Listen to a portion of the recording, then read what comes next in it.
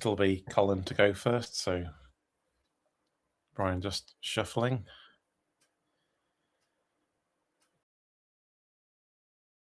Right, and shaking hands, so we're underway.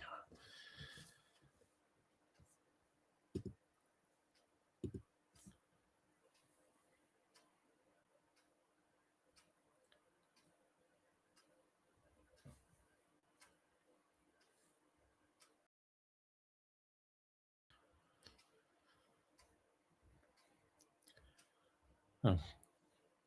Not the best draw for Colin with 5 vowels, 3 of them eyes, so he'll probably look at exchanging here.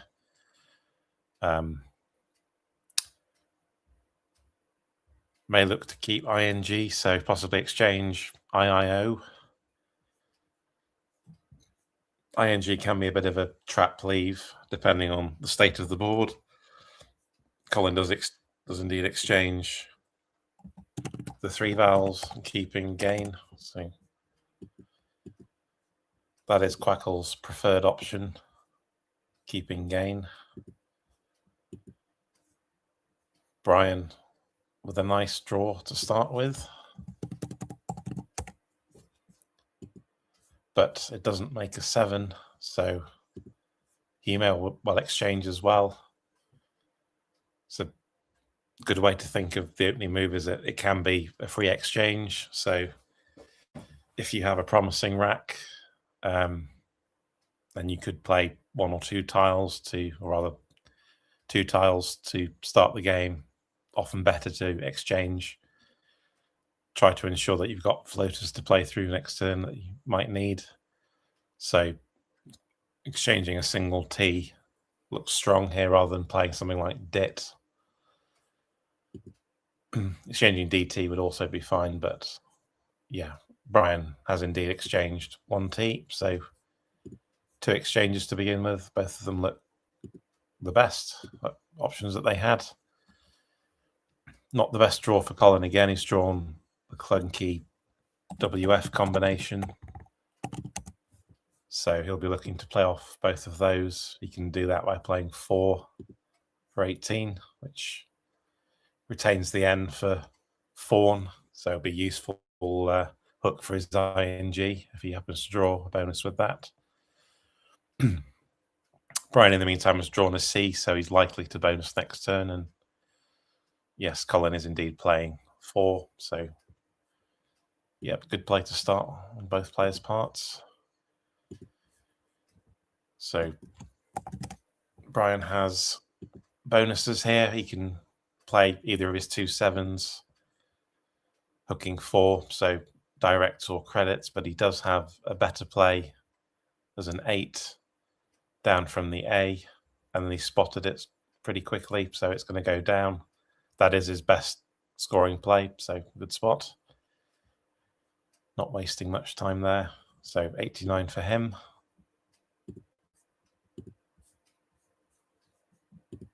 Colin with a good leave, and those floaters will help him likely, so he'll have a pretty good chance of bonusing this turn if he can draw reasonably well. He does still have the fawn hook, so any 7 he does draw will always play. It's looking promising. It's got ET to go with gain and another E. So he does indeed have playable bonuses this turn. Things like Stage Unite or Interage through the R. He has 4 playable bonuses this turn. They all do different things in terms of opening the board. Sage Unite is the highest scoring play, but it's the most risky. It opens a 9-timer with the E. 7th place, one of the most dangerous 9-timer openings you can make. The likes of Interage, score less risky. That also opens up 4-timer possibilities. They're obviously not as dangerous as 9-timers, but they can still afford opportunities for cheap points. Brian has just played a bonus, so Sage Unite's perhaps not quite as risky as it would normally be. If Brian had played 2 or 3 tiles off the previous turn, then yeah, might be wary of doing that, because his leave will be likely to be strong. But in this situation, he has a random rack, so I think on balance, I would play the higher scoring bonus, and Colin is going to do that as well. He's playing Sagenite. So that is his highest scoring play. Brian has drawn a good rack. He has playable bonuses in multiple places. Nothing with the E of Sagenite, so that opening will remain usable. Various ones with the R, all scoring the same 62 points. Alunite plays in a number of places, hooking the F or the W of 4 and also hooking Fawn. And there's also Untailed onto the D of Acridist. So the highest scoring bonuses open up more 9-timer possibilities. It's often a good idea that if there is a good scoring opening that you can't use, opening a second one is worth doing. The idea being that you'll get the one that your opponent doesn't get. So maybe something like Untailed is worth doing. Opens up a second 9-timer, a less useful one than Sagenite, admittedly, with the U in the 9-timer lane. Doesn't afford as much scoring opportunity because the vowel is covering the double letter score. In general, if that is the case, then scoring with the triple won't be as lucrative as it would be otherwise. Brian going for Alunite, the more defensive option, which hooks Fawn. So that looks like the best play on this play. He's one more than Untailed, so that puts him back into a bonus lead of 66. But Colin has drawn very well, and he's going to immediately pounce on the 9-timer opening. Heroized. No hesitation there. That's going to swing the lead round. Heroized 167. So that puts him 100 up. As it happens, Brian couldn't have blocked that. If he had played Alunite making Or, he would have still given Heroized for exact same score. So yeah, explosive start to the game. No blanks in play yet, so Brian's not out of this by any means. Board is wide open. He is 100 down, but there are certainly opportunities to come back. It'll take several turns to close this board down, so shouldn't lose hope at this stage, certainly. Still waiting to see Brian's tiles as he makes sure his scoring and tracking is correct. In the meantime, Colin's drawn another bonus. That's well, at least one I can see. Something for chat to puzzle over while we wait to see what Brian has. And he's drawn a lot of vowels, not the best draw for him. So BL and 5 vowels, that's going to slow him down. That's not what he wanted after seeing the 9-timer from Colin. He can play things like About to the T of Sagenite, which scores reasonably well and keeps a balanced leave. Also Bows atop Sagenite to the S of Heroized, which scores a little more, 26, but keeps a worse leave. Those are the type of things that he's got available to him. It's not the most inspiring of turns. But the nice thing about is that it doesn't obstruct much of the board. It leaves most of the bonus lines open. It does open a new one, hooking AR. It does take out the floating eye of Sagenite, but that's a fairly marginal bonus opening at best anyway. Looking at Baloo at the moment, which I'm not sure where he's thinking of playing that. Maybe Baloo's in the same places that Bows would fit, which, yeah, same score, but keeps 3 vowels, which is obviously worse than 2 vowels and one consonant. Looks like Colin has seen the bonus Gyp lures through the L of Alunite.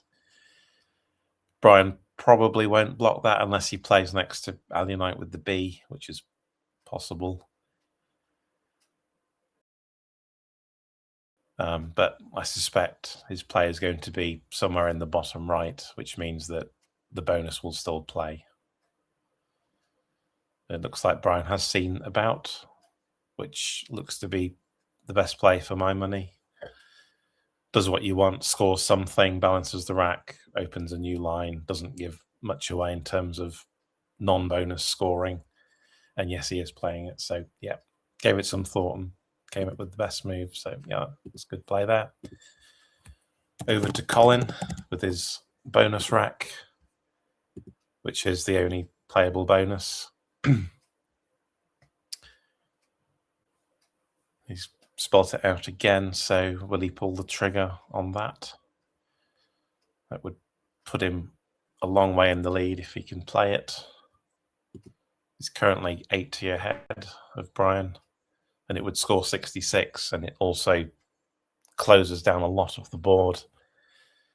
Does everything he wants to do, you want to do when you're ahead. It doesn't score the most, but it does do a lot in terms of shutting the board down. So yeah, the SH hook for heroized, bonuses onto the AR, bonuses through the AL of Alunite or next to Alunite. Those all disappear. It does give some floaters with the R and the E, but yeah, the bonus openings are a lot less flexible after the bonus. And he is going for it. That's good. Well spotted. That's not the easiest word to see. So yeah, it's good play. Very accurate play from both players so far. It's good to see.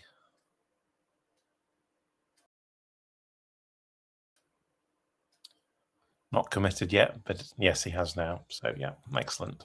But Brian has drawn well. He's drawn the first blank in the nick of time. We'll get him back into it. He has reload and a blank. So plenty of opportunities for him here. There is one bonus to the T of Acridus, which is his highest scoring play. Not the easiest word to see because it involves making the blank a letter that you wouldn't ordinarily think to make it. So something for you to puzzle over in chat.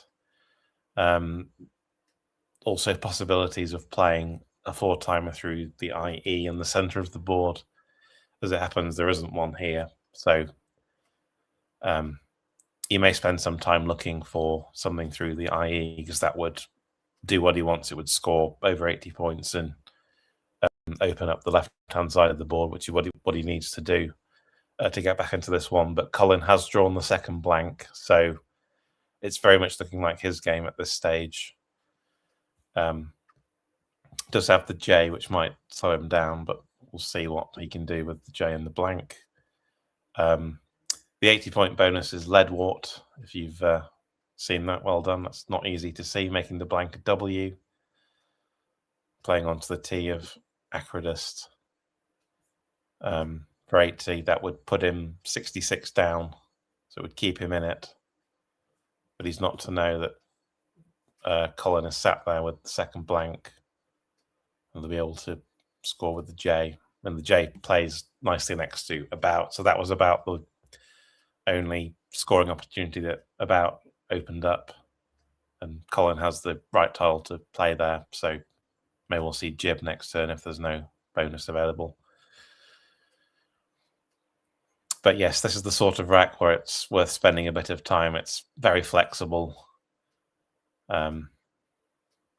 Plenty of bonuses you can play. Brian looking at reloaded maybe onto the D or the E of Acridust, which would open nicely. He does need to open the board.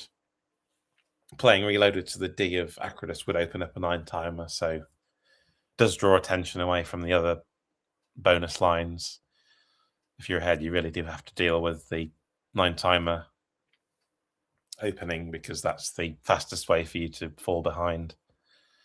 So often a good tactic to open a 9-timer if you want to draw attention away from other openings on the board because you're pretty much forced to deal with that new opening. Brian, still thinking, got plenty of time so far. It's been a fast start to the game, and he is going for reloaded. So sacrificing a few points to try and keep the board as open as he can, which he needs, given that he's so far behind. That's a good pragmatic play. Not the highest scoring, but good in terms of pragmatism, trying to keep the game alive for as long as he can.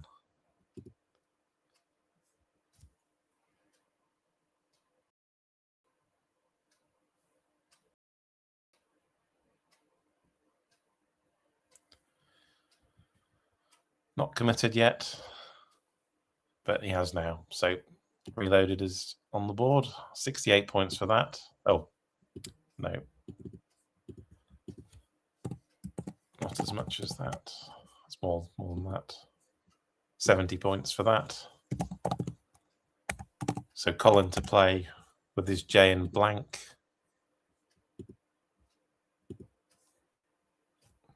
You'll want to spend some time here to check that he's not missing anything, especially with the 9-timer opened up.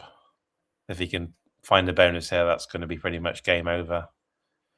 He does have the simple J plays in reserve, so if there is no bonus, which as it turns out there isn't, he's got things like Jib, as I said before, next to about, or plays above reloaded, so JA. Simple plays as well to the R, like Jiber. Jiber looks pretty good just to take out the bonus line.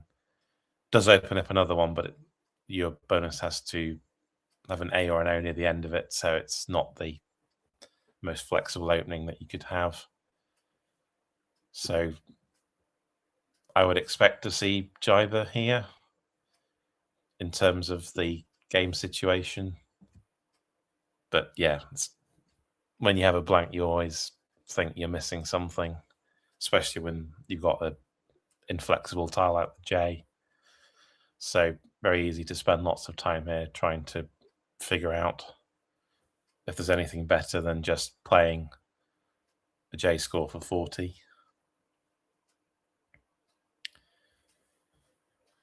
But plenty of time available for Colin. I say the game started quickly. So if he spends 3 or 4 minutes here, that's perfectly fine. Still a good game pace using less of half of his time. And we're about halfway through the game anyway at this point. So he's got the scope certainly to use lots of time on this move.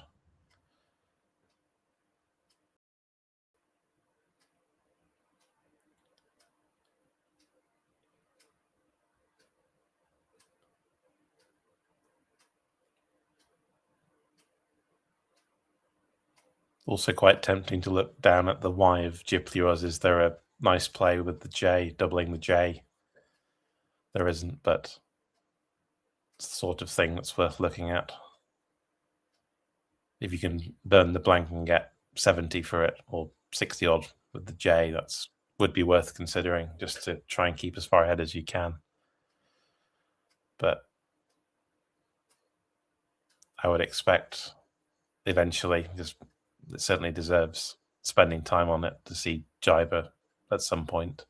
There's also Benge through the N of Sagenite, which again scores well. Plays off a vowel just to ensure you're not getting bogged down with vowels.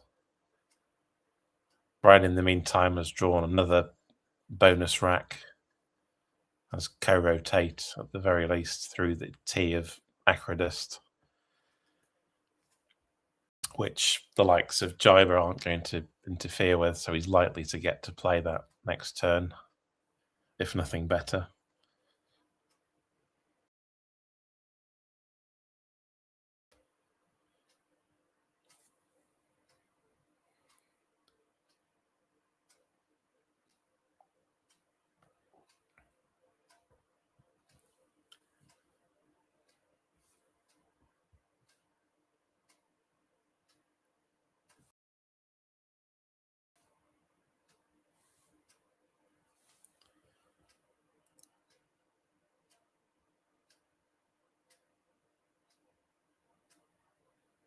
As Colin's a bit unusual in keeping the vowels and the consonants separated on his rack.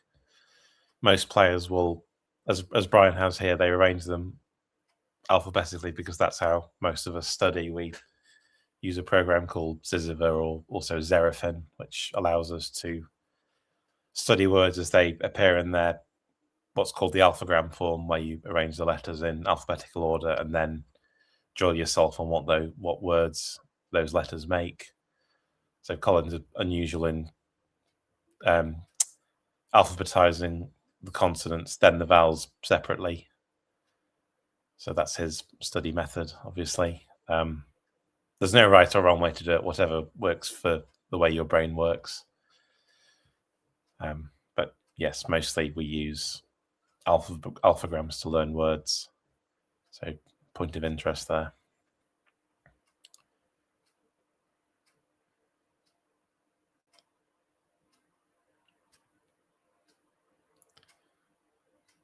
Colin's still thinking. Hasn't lined up any candidate plays yet. Possibly still agonizing over whether there's a bonus here. We know, of course, that there isn't, but it's hard to know that when you're sat there on your own. Opting for JA in the end, so taking the cheap JA score, maybe fancying his chances of getting a 9-timer of his own. He knows that Brian can't have a blank at this stage because he's got the second one. So hoping perhaps to draw a 9-timer and end the game immediately. So JA, good choice. Maybe not the best in terms of the pragmatics of the situation, but certainly not a mistake to play that. So over to Brian, who has drawn nicely after his bonus. He's spotted co-rotate through that T of Acridist, which is in fact his only playable bonus. The sad thing about that move from his perspective that it blocks that 9-timer, which he may well need to get back into the game. But it's his only bonus, so if he's sure of it, he has to play it because he does need the points. He is currently 115 behind. So co-rotate would draw him to within about 50, so keeps him in the game, and sure enough, he is playing it. That's a good spot. It's sort of hidden the T. There's often some kind of blindness where you think that if the T isn't completely floating, you can think, oh, it's not available for bonuses. It's easy to overlook that sort of thing, but Brian does see it. So down it goes for 63, drawing him to within 52. Back to Colin with his blank. The 9-timer position is gone, but he can still play many bonuses here. There are bonuses onto the R of Reloaded, which would be his best score. Things like Treblia or Brittler. In fact, those are the only two that would play there. The R is not as dangerous as it was because there's no 9-timer possible through it now. Perhaps you can also play through the R or the E of Chip Dewars. So Treblia would play there too for a similar score. There's also things like Liberate or Billiter. So yes, anything that doesn't open up new opportunities for Brian, especially a 9-timer, should be fine. So playing Brittler or Treblia would certainly do that.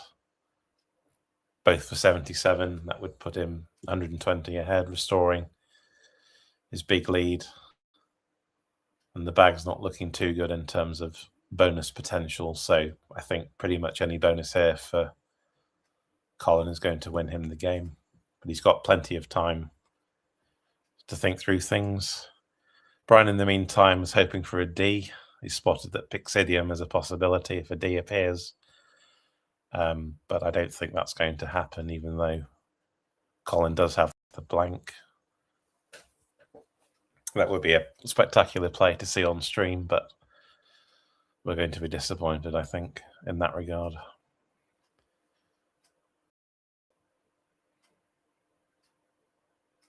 Both players still with plenty of time.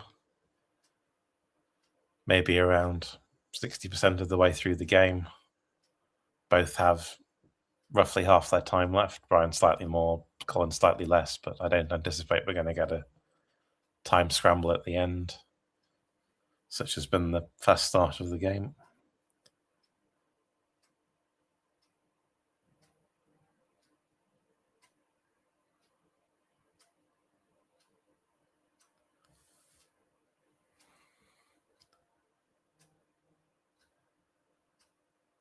So we've had 7 bonuses this game already, and we're about to see an 8th.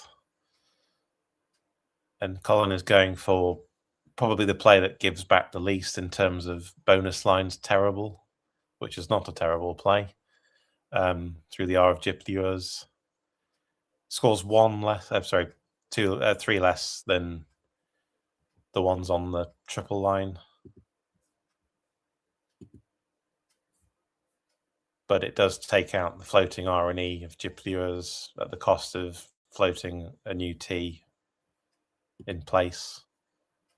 But yeah, any bonus pretty much is going to win as long as he doesn't give ridiculous scoring opportunities back. So terrible is Colin's choice. That puts him 126 ahead. Brian has drawn Pixidium without the D. So without that, he's not going to bonus. But he does have excellent scoring plays with the X, things like Yunks or Minx through the N of Sagenite. But he also has Pixie, or rather Mixie, underneath Reloaded, which he's playing immediately. 61 points for that, just what he needs. Does block the E of Reloaded and the L, but restricts the R, but the R is still available, so keeps him in it. Only 65 behind now as a result of that, so it's an exciting game. Lots of high-scoring plays, good way to finish the day. Colin has drawn well, though. He's drawn the final S and the K, so he'll be able to score well with those. He can play down to the Y of Gyp Lures. Checking the score for Mixie. It is a lot of points, so I don't blame them at all for checking that. It is 61. If Colin is sure of it, he can play Snaky down to the Y of Gyp Lures for over 50 points. But it's hard to be sure of that. I don't think I'd be sure of that spelling myself, so we'll see if Colin knows it. But even without that, he can still score well with the K. It's a good tile to draw at this stage. In fact, he's got a very nice play using the words that Brian formed last turn, because you can put an I between the E, M, and C, so you can play Kine, making Oxa bottom left for over 40 points, which keeps the S, gives nothing away. Looks very good indeed, but it's very hard to spot that. Those are often the hardest place to see, the ones that slot in that fashion, but they are very good ways to score. I think I find that a lot of people overlook these little slot-in plays that score well, can ring points from awful racks. This is not an awful rack by any means, but the principle still applies. You can still score very well by making these little slot-in plays that ring points from unpromising racks. So it's well worth looking out for those. It's made more complicated here by the fact that one of the tiles involved is a blank, so it's all too easy to forget what the blank is actually standing for. But if you spot the emic possibility, then you'll see Kine, because those are the only letters that can slot into those places in the bottom left. So if you see emic, you'll see Kine as a result. If he doesn't spot those or isn't sure of Snaky, then scoring becomes a bit more limited. Things like Koi next to about for 27, keeping AEINS or Oink through the N of Sagenite for 26, so mid-20s. So if you don't see the emic possibility or the snaky possibility, then scoring is a bit harder. Snaky, of course, does open up the board. It puts an S in the triple line, which may be just what Brian needs. So even if you are sure of Snaky, you may be slightly loth to play it. So something like Oink would be perfectly reasonable in terms of score and leave. It's just a lot less than the likes of Kine or Snaky. So the bag is reasonably unthreatening from Colin's perspective. There is still the Q and the Z to come. So there may be some good scores on there. There's only one U left for the Q at this point.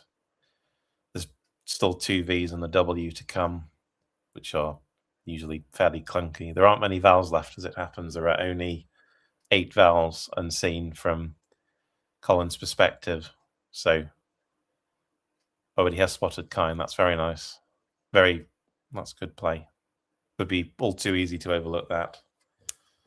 But yes, he's thought that one through and seen what is probably on balance the best player because it gives absolutely nothing away and it scores over 40. So yeah, that's good. That puts Colin over 100 in the lead again.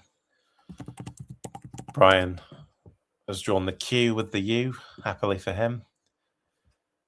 And he can score well by playing the Q. He can also score well by not playing the Q. He's got Liquor onto the R of Reloaded for 45, which goes some way to opening up the top left. And he also has what he's spelling out now, which is Mopily onto the Y of Gypsieurs for 42, which keeps QU.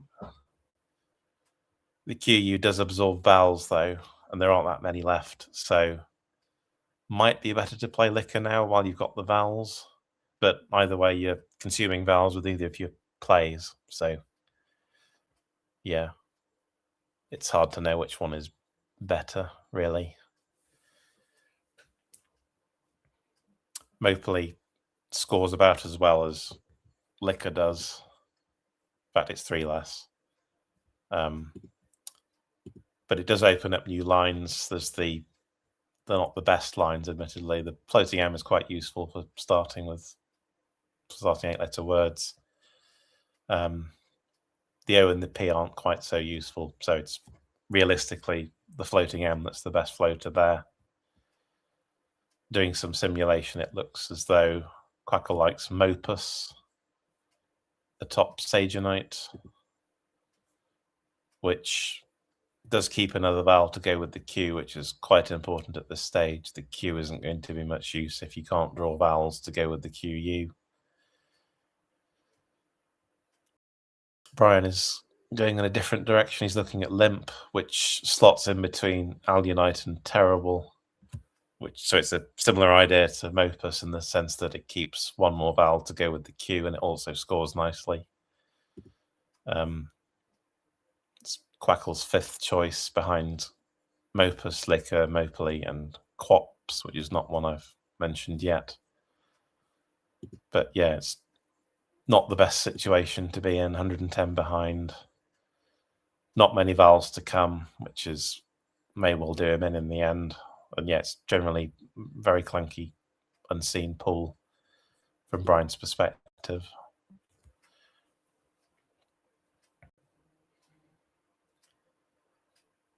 As it happens, Colin's got most of the vowels and the S, so it's looking very good for him at this stage. Obviously, Brian isn't to know that.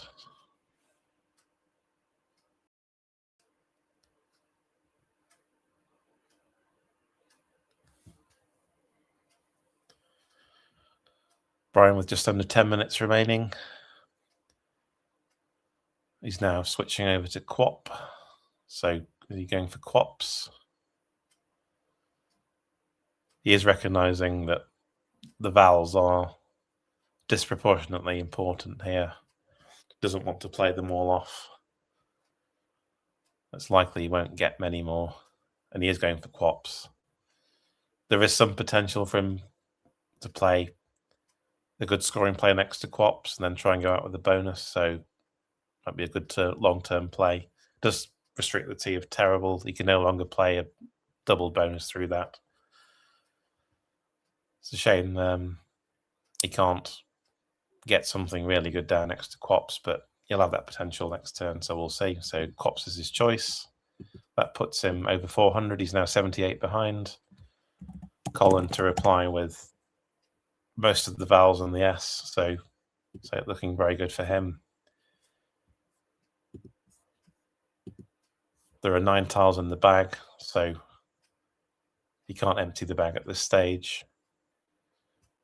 Not the most promising set of options in terms of scoring. He can score with the H next to Alunite, so things like aha or aho.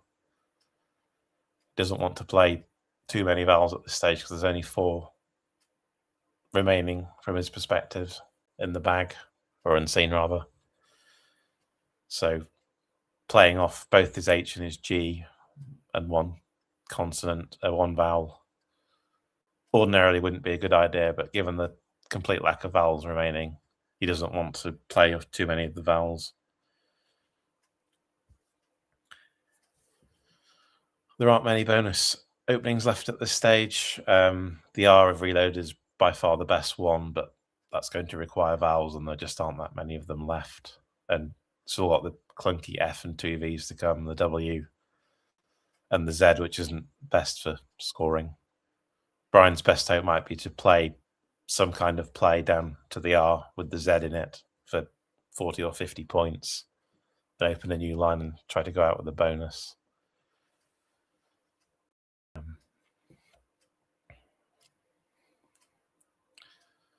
Another option for Colin is to play Who from the W of Fawn, making Chi and Rot, keeping most of his vowels and scoring very nicely. I think that's probably my favoured play at this point. You don't want to draw too many tiles at this point because the bag is really quite dire.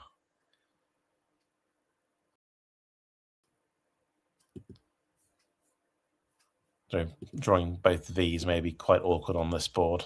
There's not much scope to play them.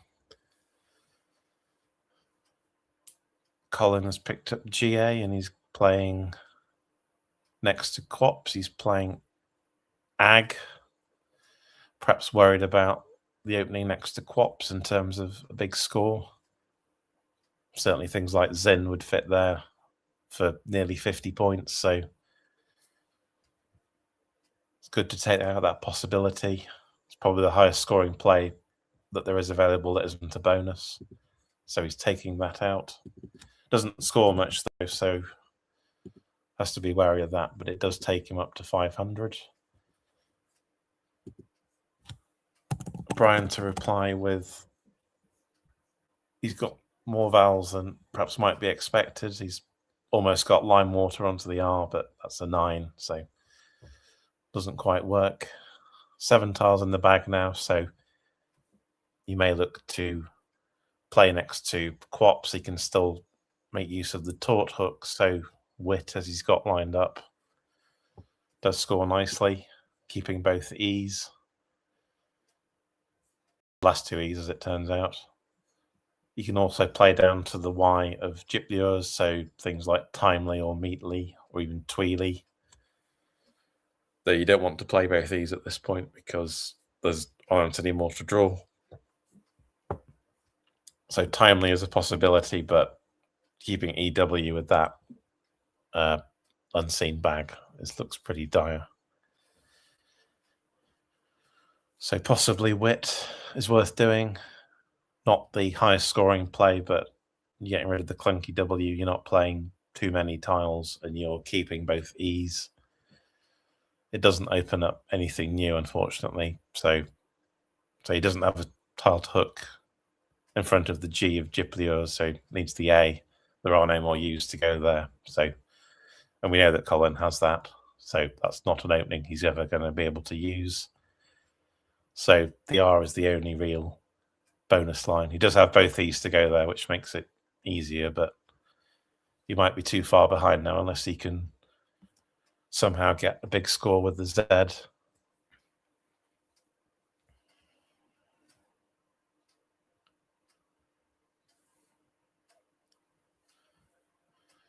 It's down to 7 minutes now, and he's picked up Lou, which slots in between Al Unite and Terrible, so he's going to play there. The spot he considered for Limp the previous turn, so that does score well, gets rid of the W, scores 28 and keeps time, which is probably his best leave at this point.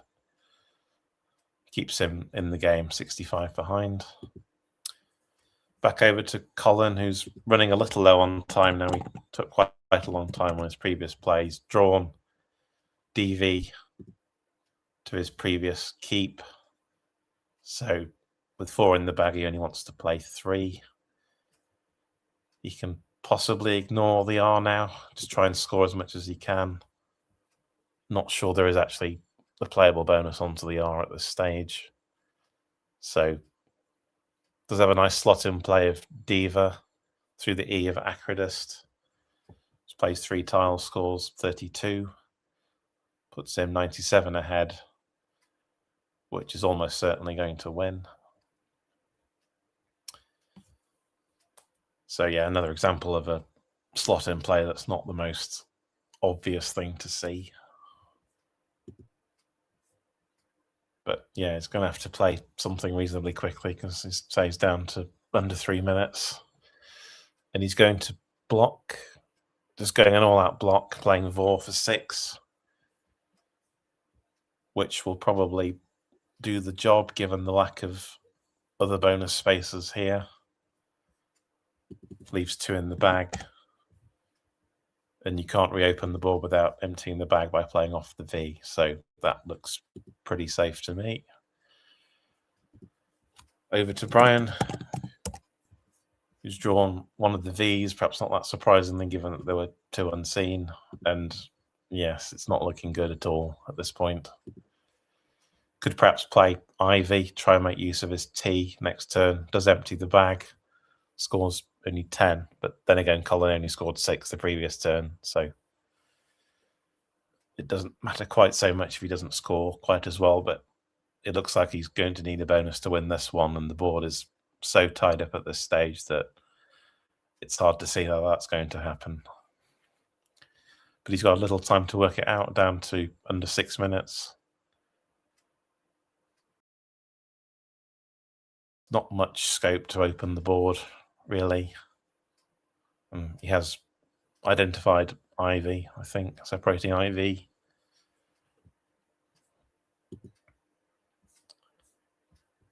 He can play Enmity onto the Y of Gyp the Euros, but that's essentially resignation at that point. He's not going to win after that because he's emptying the bag. So I think Ivy gives him a slim chance, but not a great one. But at this stage, there's not really a lot he can do. The board's just too closed. He doesn't have the right tiles to open the left-hand side or to hook Ag. So yes, he is going for Ivy. Gives him a chance, not a great one, but I think that's all he can do at this stage. So that empties the bag. He's going to draw the Z, which isn't going to help with his bonus chances, FZ, in fact. So Colin, with 2.5 minutes to play the end game. He knows that Brian doesn't have a bonus, so he knows he's going to win this game. Just a case of going out in 2 and ensuring he doesn't give Brian a big score for his Z. And he's got 2 minutes to do that.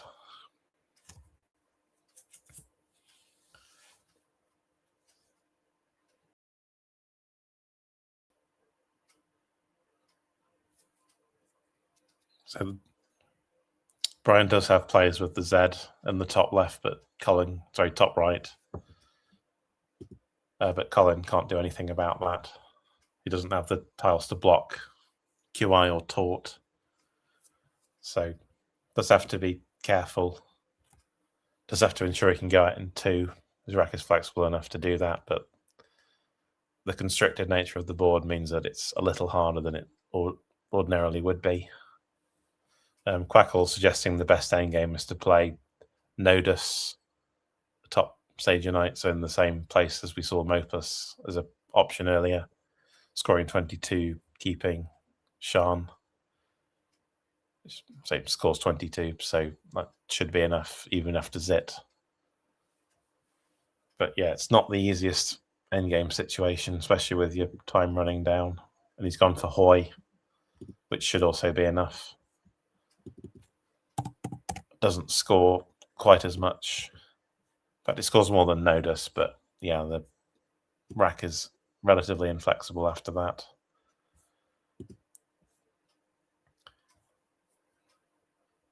So over to Brian, who's separated Zit. Quackle suggesting that it's not correct to play Zit first. You should play Fem instead through the Eve. Acridist. Zit could only be blocked by Colin dumping his S on the top right, which doesn't score him much anyway. So, and it doesn't stop Brian playing as Z. So Fem is by a long way the best end game for Brian here, but it's not enough to win.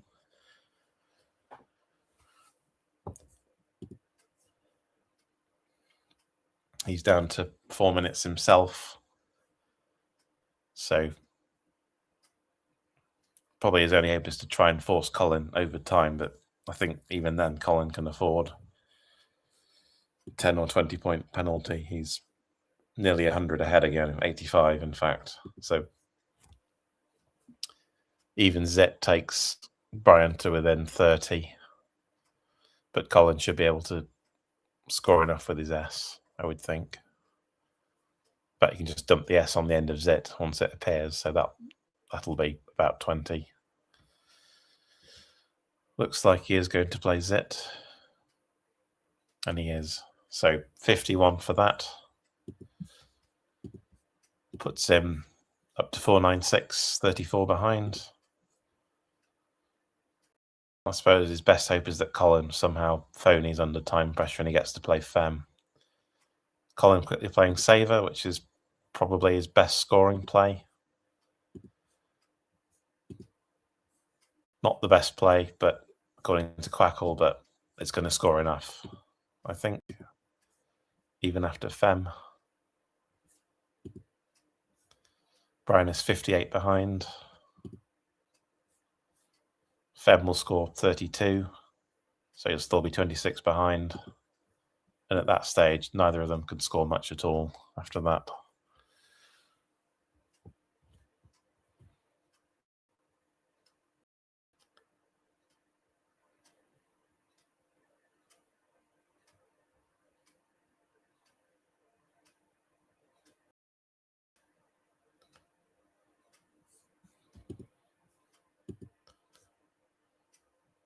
Quackle suggesting that Fem means that the final score will be a win for 24 in Colin's favour.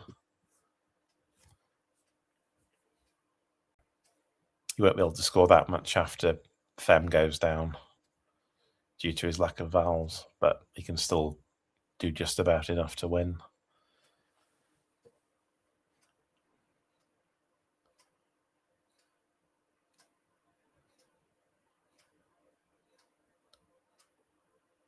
Although he's getting low on time as well. I said earlier, thought it was likely there wouldn't be any time trouble, but we are getting that way at this point. But I think we'll still be fine in terms of no penalties.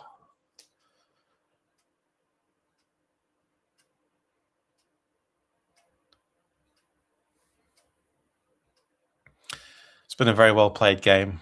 Both players. It was an explosive start. Colin's 9-timer gave him a big lead that he was able to keep over 100 ahead at most times. So too much for Brian to overcome in the end, but that wasn't down to his bad play. It's just one of those things. Sometimes you just have to accept that it wasn't meant to be in a particular game. So Brian now less time available than Colin, about 30 seconds remaining. So, but he is poised to play Fem, and he does. It's his best play. So Colin dumping his D for 10 points. It's all a bit frenetic now. That is his best play, according to Quackle. Brian down to 10 seconds, but he's got 2 tiles to play, and he's going to go out with any for 8 points. So that means Colin wins by 24 points, 5-6-2 to 5-3-8. And yes, what a wonderful game to end the day with. Excellent play by both players, very accurate. No real mistakes. And yeah, always fun to see so many bonuses. So well done to both players.